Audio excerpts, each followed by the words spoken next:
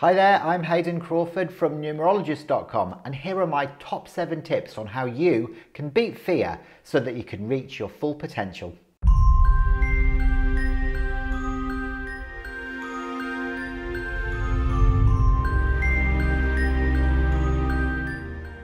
Fear is definitely at the top of the list when it comes to an emotion which prevents you from leading the life of your dreams. It's one of those emotions actually that is beneficial to a certain degree because it actually stops you from making tough decisions and putting yourself in danger. However, it's also one that can limit your progression in life and stop you from really fulfilling your true potential. Now, the successful amongst us realise that fear has to be confronted on a day-to-day basis in order to be able to head towards the things that they want to manifest, and hence, because they keep on overcoming fear by taking these baby steps, they have achieved the things that they have attained in life. Now, it seems to be a bit of a 20th century condition, doesn't it, living with fear? And I think it's basically because we're bombarded by so many challenges during our life and we don't know which ones to sort of confront to try and keep us moving forward. So I've got quite a few tips that I'd like to share with you today, my top 7 tips actually, which will help you to move from a point of fear so that you can start leading the life of your dreams. Number 1 is to observe your body. Now, when fear arises in you, what I want you to do is to just scan down slowly through your body, just observing whereabouts that you are experiencing any anxiety or any pressure or any pain. What I notice when I get fearful is that I get butterflies in my stomach, and it seems to be a bit of a Libran thing actually, so it affects my digestive system. For other people, they might get sweaty palms, or they might get a bit of a quaky, quivery sound in their voice. They might sort of raise their shoulders up like this so that they become very rigid, and so there's all sorts of different ways that fear can affect our physical body. Sometimes you can get heart palpitations or get really sweaty, or you may even experience pain in your lower extremities. So it really is a very individual thing. So once you've observed that, what I want you to do is to do some conscious breathing. So what I mean by this is just to slow everything down. So if you notice your body tensing up, you see those patterns repeating themselves again, all I want you to do is to close your eyes, take a big deep breath in, and then try and breathe out more air than you've breathed in, because that in effect will overcome those trigger responses which are having those automated responses within the body causing anxiety and stress. It's a really effective way to overcome fears so that you can move beyond them so they don't keep you feeling stuck. Number 2 is to notice your point of focus. There's a reason why they say that fear is false expectations or experiences appearing real. That's the FEAR of fear. And that's because a lot of it is an illusion. It's a conjuring up of scenarios, images, expectations that might not necessarily be true based on a set of circumstances. So for example, you have an imagination and it's there really to be able to project you into scenarios so that you can create the desired results for yourself. Now, sometimes that can run a bit riot. This imagination can see things in the future that might not necessarily ever come about, and usually they don't actually. So for example, you might have a fear of driving and you get in the car and all of a sudden you're noticing your imagination is creating a scenario where you're going to be in a road accident. Just by becoming aware of your point of focus, you can choose a more desired outcome for yourself. So you can just visualize a safe journey. You can imagine turning up at your desired destination safe and well and happy, and hopefully before the time that you were due to arrive. So it's actually something that's very much in your control. So your point of focus really needs to be channeled into your desired outcome instead of, sort of imagining these unbelievably bizarre and unrealistic expectations that really will never ever happen. Number 3 is to mind your language. I want you to start noticing the voice of your inner critic. I actually also call this my monkey mind because it always tries to put me off doing things that I know are going to be beneficial for me in the long run. So it'll tell me that I'll make myself look like a fool or that I'll do something wrong.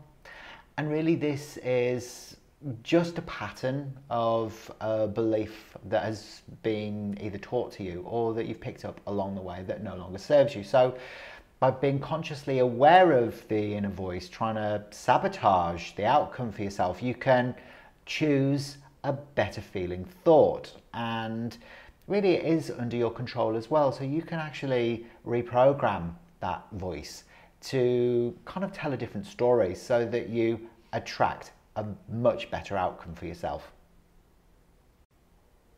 Number 4 is to set your goals and then take inspired action into achieving them.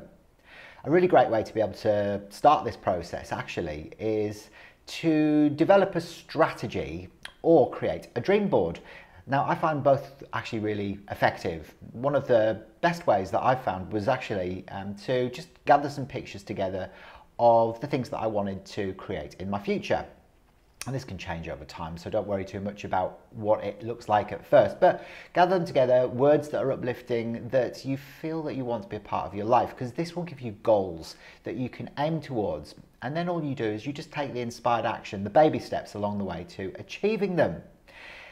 I think that taking inspired action is possibly one of the best ways of overcoming fear, because if you don't, then the fears tend to grow. They get bigger and bigger within your mind, and before you know it, you kind of feel really stuck and frozen in time. So yeah, create your dream board, formulate a very detailed plan and have a strategy, and then go for it and see what happens. Number 5 is to face your fears. Face your fears and they'll disappear. It's absolutely true. And that's just doing one thing every single day that makes you feel a little bit scared. And watch how that fear kind of dissipates by you taking those steps. Now, for me, I find it very important to get comfortable with the uncomfortable, because that's where you kind of see personal development and growth within yourself, or the things that you're aiming towards. So yeah, face your fears, they'll disappear, and you'll feel a lot better in the process too. Number 6 is to enjoy a colour bath. Now, if you really want to take this to the next level, we really need to bypass the conscious mind and activate the subconscious and clear any patterns or traumas, shock, fear that's caught within the cellular memory. And one of the best ways to do that is actually to bathe in colour. Now, I know this is a bit of a modern take on an ancient wisdom, but it works, and you'll find yourself feeling a lot lighter too. So you might notice behind me here, I've got some colour bottles. Now, the colour of the bottle will change depending on the nature of your fear. So say, for example, you've got a fear of the environment that you live in, or that you are scared, you feel fear within the physical body, then red is a very good option to bathe in. Now, this one actually in the colour mirror system represents the base chakra. So fear sits a lot of the time within the base chakra, which is our safety, our security. And it's only when that's activated actually that the Kundalini rises and that all the other chakras run and spin in synchrony with each other. So red is definitely a colour which is very powerful and potent at being able to clear that really deep safety, security, survival kind of panic and fear and terror that can sit within the body. The other colour which works really well is the gold on top with orange underneath. This clears away shock and trauma, but it's also, if you've got a fear of pleasure or a fear of your own self-worth, that for women is actually stored within the ovary. So bathing in this colour will dissolve those fears of rejection, fears of, allowing intimacy into your life. and the fear of your own self-worth. It's a really, really good one. The other colour that works really well for overcoming fear, and that's fear of power, your own personal power, but also, you know, wisdom as well, you know, your own power and intellect, is this one here. So it's the ego colour, really, yellow, and what that'll do is it will clear any low self-esteem, low self-worth that are preventing you from taking your inspired action. So those three colours really are very, very powerful. All you do is bathe in these beautiful coloured elixirs and just allow them to seep in through the skin, which is your body's largest organ. They'll go into the cells and they'll go intelligently find the solution to be able to clear those away. So it's a really powerful and revolutionary new way to be able to do the work on a subconscious level and get it gone for good. And you could also use coloured sprays as well. So I tend to use like the yellow angel or the red angel, and you just spray them around into your aura like that. And that one's beautiful. It smells really lemony, and it's very empowering. So it really helps to bypass fear, and for any sort of physical fear, then use the red angel. All right, so yeah, give it a go. You could also use red foods, wear red clothes, bathe in red light. Just bringing red, yellow and orange colours into your life will definitely help you move beyond fear. And finally, number 7, my final way of being able to beat fear so that you can live a life to your full potential is to rewire your brain. Now, I love this expression because it almost suggests that we're almost quite robotic and that we're able to kind of go in there and reprogram and rewire ourselves so that we can function at more of an optimal level. And I actually believe that to be true. Now, the way to do this is to use mantras or affirmations. For many years I've used affirmations, and in particular before I emigrated to Australia I used to walk around a lake which was near to the house about 3 times every morning. It was a huge lake, and I used to just say some really positive affirmations to myself because I'd noticed that I'd slipped into a very negative state of mind because I was living in fear. I was fear of change, I was resistant to change, and because of that, you know, everything was kind of like it was a big brick wall around me. So I'd be walking around this lake and I'd be saying things to myself like, I love and accept myself just as I am. I am going with the flow. Today will be full of exciting opportunities. You know, I like money. I love money. I use it wisely, constructively and judiciously. I am letting go of pain and struggle. I release the past and I bring in the future. And I was saying these things over and over and over again to myself. Now, a lot of people I know sort of do question at the effectiveness of affirmations. I think everyone has a very different experience with them, but they work for me.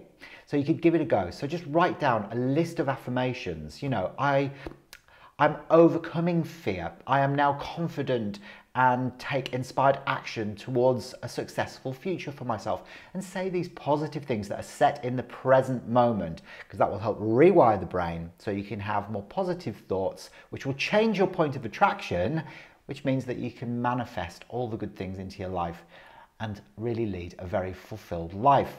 Just don't let fear be the reason that you don't thrive during this lifetime. Look, I'll be back next week with some more top tips from Hayden, so I'll see you very soon. Bye for now.